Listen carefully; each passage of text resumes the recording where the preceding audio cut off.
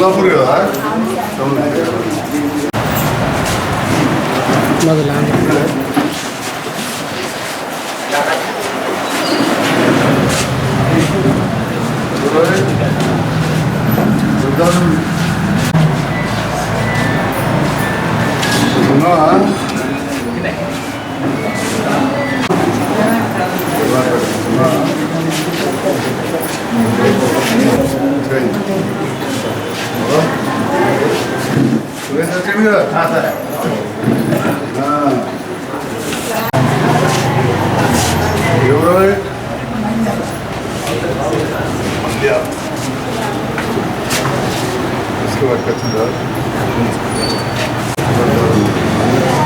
ధర్మపురి కమలా ఇప్పుడు మీ శంకర్రావు సార్ వచ్చాడు ఓకేనా శంకర్రావు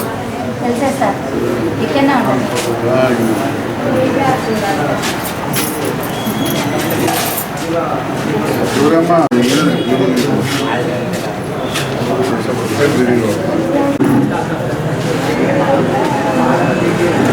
మంచిగా ఎవరమ్మా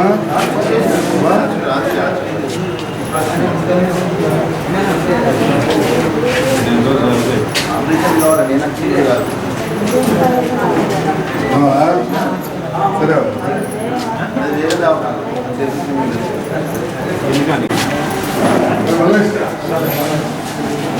అతనండి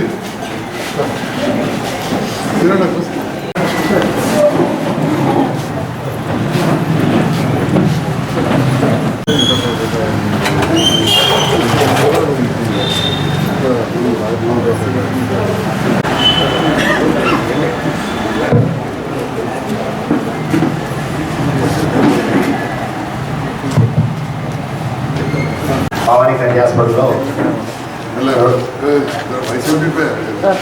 రోటరీ క్లబ్ ఆపి శాసనసభ్యులు మరి డాక్టర్ సంజయ్ కుమార్ సార్ గారి ఆధ్వర్యంలో ఇది మాకు తెలిసి సార్తో పరిచయం 2014-15 నుంచి అయినా కానీ ఇది నిరంతర ప్రక్రియ. సార్ ఎంత అవస్థ ఉన్నా, సార్కి ఎంత బిజీ ఉన్నా ఇలాంటి కార్యక్రమాలు నిత్యం చేస్తూనే ఎప్పుడు సమయం దొరికినా వీక్లీ ఒక్కొక్క రోజు కానీ 2వ రోజు కానీ మరి ఈ పేద బిడ్డల కోసం ఇలాంటి కార్యక్రమాలు చేస్తూ అందులో మమ్మల్ని భాగస్వామ్యం చేస్తూ దేవుడు వారికి ఎంతో బలమిచ్చి ఇట్లాంటి కార్యక్రమాలు ఎన్నో చేయాలని మరి మా ఈ పేద బిడ్డల తరఫున కోరుకుంటూ మరి వారు చేస్తున్నారు. 20 ఎకరాలు సార్ 10 ఎకరాలు 12 ఆ విధంగా చేసే ఆపరేషన్ ఆ విధంగా చేస్తున్నారు, ఈ విధంగా చేసేది ఈ విధంగా సార్. కానీ మా అట్లాంటి బాగా చాలా తక్కువ సార్, 100కి 1 2 కానీ 100కి 99% మరి పూర్తిగా రూపాయి ఖర్చు లేకుండా మరి చేయడం ఇలా ఎంత సంతోషంగా సార్. మీ అర్థంలో పనిచేయడం చాలా గొప్పగా ఫీల్ అవుతున్నాం సార్. మీకు ఇంకా ఎన్నో ఉన్నత పదవులు ఉన్నత బలాన్ని ఇస్తారని ఆశిస్తూ ఈ అవకాశం ఇచ్చిన మా ముందున్న పెద్దలందరికీ, ఎందుకంటే అందరూ మా తల్లు లాంటి వాళ్ళు ముగిస్తున్నాం.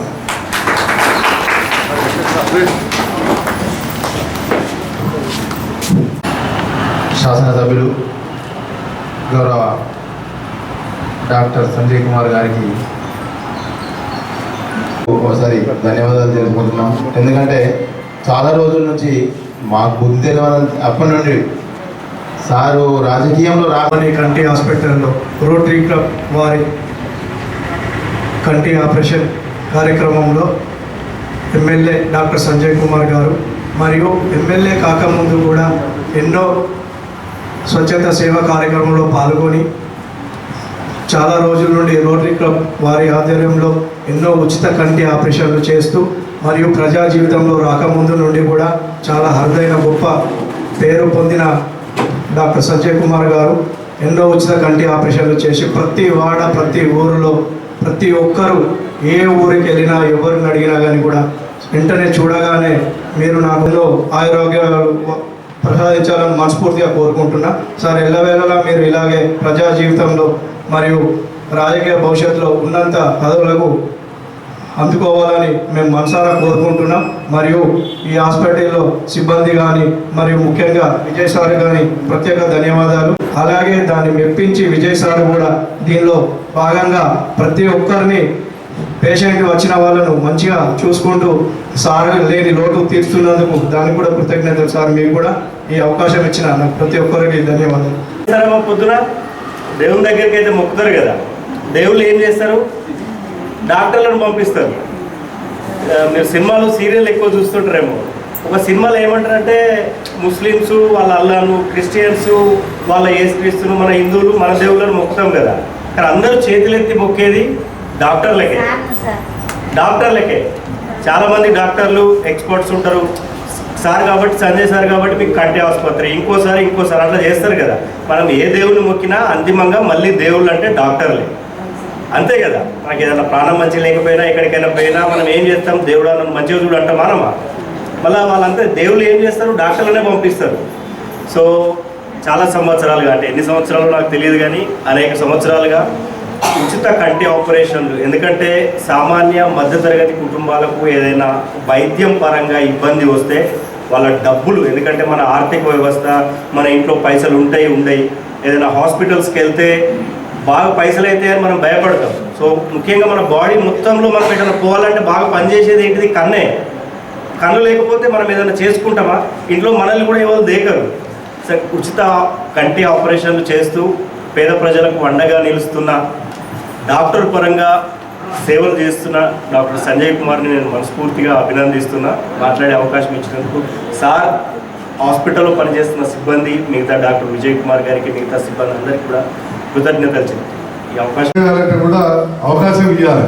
ఇవాళ నేను ఎమ్మెల్యే చేతుడు ప్రజలు నాకు అవకాశం ఇచ్చారు. ఇక్కడ కూడా మీరు నాకు మీద నమ్మకంతో ఈ అవకాశం ఇచ్చారు, చాలా సంతోషం. అయితే ఇది ఎందుకు చేస్తున్నాం అనే విషయాన్ని చాలాసార్లు చెప్తుంటా. మా తమ్ముళ్ళు కూడా లోకల్ ఛానల్ కావచ్చు, ఈ ప్రింట్ మీడియాలో కూడా ప్రత్యేకంగా రాయాలని చెప్పడం కోరుతా ఉన్నా. మా పిఆర్ఓను కూడా అదే రాయాలి. ఎందుకంటే కంటి చూపు అనేది అత్యంత ముఖ్యమైన విషయం మనందరికీ తెలుసు. కానీ దురదృష్టం ఏంటంటే ప్రపంచంలో 750 కోట్ల జనాభా ఉంటే మన దేశంలో 135 కోట్లే. అంటే 20 పైసల మంది కూడా లేదు, 15 పైసలు. కానీ సగం మంది ఇట్లా ఆపరేషన్ చేస్తూ వచ్చిన ప్రపంచంలో మన భారతదేశంలో ఉన్నారు. అందుకే అప్పుడప్పుడు ఆశ్చర్యం అనిపిస్తుంది. సురేందర్ నేను 200 ఆపరేషన్లు చేయిస్తా అంటాడు, సాతిరెడ్డి నేను 150 చేయించిన అంటాడు, సురేష్ నేను 100 రూపాయలు చేయించిన అన్నాడు. యువకులు ఇట్లా ఎందుకు ఇలా ఒక్క పిల్లలు 3 చేసాం. మనం పోయి డబ్బా కొట్టుకుంటా చెత్త రా అనేది ఇంటింటిపై పిలవలేదు. మీరు రాగానే మాకు ఆడికెళ్ళి 10,000 20,000 రావు. మీ దగ్గర రూపాయి తీసుకోకుండా చేసినాం. దాని వెనకాల మా విజయ్ డాక్టర్ కష్టం కావచ్చు, మా సిబ్బంది అంత కష్టం ఉన్నది. మీ అన్ని ఫోటోలు అవి పెడితే ఎప్పుడైనా ఢిల్లీకి వెళ్ళి 2,000 రూపాయలు వస్తాయి. అవి మందులకో దానికో ఆడికాడికే తెచ్చేవాళ్ళు. అవి నేను సగం సార్లు ఈ రాజకీయాలకు వచ్చాక లేని బదలాం ఎందుకు అని చెప్పి సగం వాడికి అప్లై కూడా చేయించాలి. జర కాయిదా పట్టిన పక్క వారేళ్ళు. అంటే ఏది ఏమన్నా భగవంతుడు ఇచ్చిన కాడికి అన్ని తీరున్నది.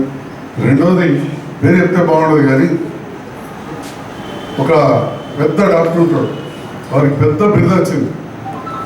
మొన్న ఆ డాక్టర్ దగ్గరికి హాస్పిటల్కి పోతే మా కుటుంబ సభ్యులకు వాళ్ళ అసిస్టెంట్ చూసి పంపించారు. అంటే సిబ్బంది, తోటి డాక్టర్లు సిబ్బంది, వాళ్ళ వల్ల ఆ పెద్ద డాక్టర్ పేద బిరుదు ఢిల్లీలో వచ్చింది. ఇక అట్లనే మా విజయ్, గీతిక, మా సిస్టర్ అమ్మలు, మా కాంపౌండర్లు, మా మందు కనపోలు, వాతావరణ కనపోలు, రక్త పరీక్ష చేస్తారు. ఆఖరి మా ఆయమ్మలు కూడా చూడండి ఎంత సాపూసి వచ్చినా లేదా. వాళ్ళందరి వల్ల నాకు ఎంత ప్రయత్నం. వాళ్ళందరికీ మరొకసారి సపోర్ట్తో ఒకసారి మా విజయ్ సార్కు అందరికీ మా కాంపౌండర్లకు అందరు మరి ఈ రకంగా నిరంతరం ఈ కార్యక్రమం చేస్తాం. దీని వెనకాల ఇంకొకటి ఉంటుంది. ఇంతకుముందు తమ్ముడు పక్కకెళ్ళి అడిగాడు ఎంతమందికి సక్సెస్ అయింది, ఎన్ని ఫెయిల్ అయినాయి. అది మంచిగుండా పడిగా మరి మస్తు మంది అవుతున్నారు. ఇప్పుడు ఒక్కొక్క ఊళ్ళో 200 మందికి చేసినామంటే 200లలో 199 మంది మంచిగుంటేనే వస్తారు. లేకపోతే ఆడ గోపురపై ఆయన అంటే మొన్న ఏదో ఊళ్ళో చూసాం బాబు మంచిగా చేసిన డాక్టర్ అటు ఇటు అయితే ఆ పక్కింటోడు కరీంనగర్ పోయి హైదరాబాద్ 5 లక్షలు ఖర్చు పెట్టుకుని వచ్చాడు. అట్లా కాకుండా నమ్మకంతో వస్తున్నారంటే మంచిగా అన్నాడు. మరి మంచిగా ఎట్లుంటుంది, డాక్టరు వైద్యం చేస్తాడు, ఆ భగవంతుడు న్యాయం చేస్తాడు. విన్నారా? అది ఎవరైనా కానీ విన్నారా? వాళ్ళకి అలా కావచ్చు, ఇంకో క్రైస్తవులు కావచ్చు, ఎవరైనా కావచ్చు. మేము చదువుకున్నాం, పని మంచిగా చేస్తాం. డాక్టర్ ట్రీట్స్, గాడ్ క్యూర్స్ అంటారు. అన్నట్టు మరి ఆ భగవంతుడు దయలో ఉండడం వల్ల ఇవాళ అన్ని కార్యక్రమాలు జరుగుతున్నాం. వాస్తవానికి నేను 2009లో మొదలు పెడతా అనుకున్నాను. అంత మెడలోకి నడుముకు వేసింది. నా భగవంతుని దయ నీకు చేసిన సేవా ఫలితం కావచ్చు. ఈ సేవ కూడా ఇంకింత ఎక్కువ సేవ అయిపోయింది. కొందరు కుటుంబానికే తక్కువ టైం ఇచ్చినవుతుంది, తక్కువ పైసలు ఇచ్చినవుతుంది, తక్కువ సమయం ఇచ్చినవుతుంది. లేకపోతే ఇంత ఇచ్చి నాకు అవుతుంది రాజకీయంలో రాకపోతే. మరి ఈ రకంగా మీరందరూ కూడా నాకు సేవ చేసేవారు. మీరు దాటిపోతే ఇక నెక్స్ట్ అసలు విషయానికి వస్తే ఆపరేషన్ చేసిన వరకే మా వంతు. పంపించేదాకా మంచిగా వచ్చిందని చూపించి పంపిస్తుంది. అందరూ కూడా మంచిగా మిమ్మల్ని చూసినప్పుడు కొంచెం నవ్వుకుంటూ నాకు వస్తుంది. చూసారా నవ్వుతుందా బాగా అనిపిస్తుంది వాళ్ళకన్నా ఎవరు నవ్వుతారు.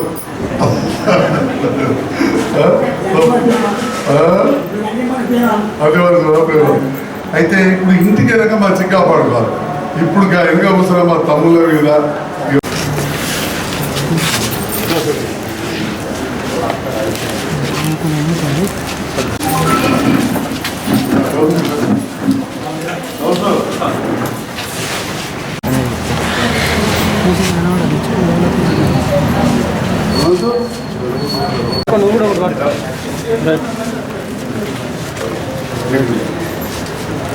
కొందరికి ఇచ్చినారే సార్ నువ్వు మళ్ళీ అంటే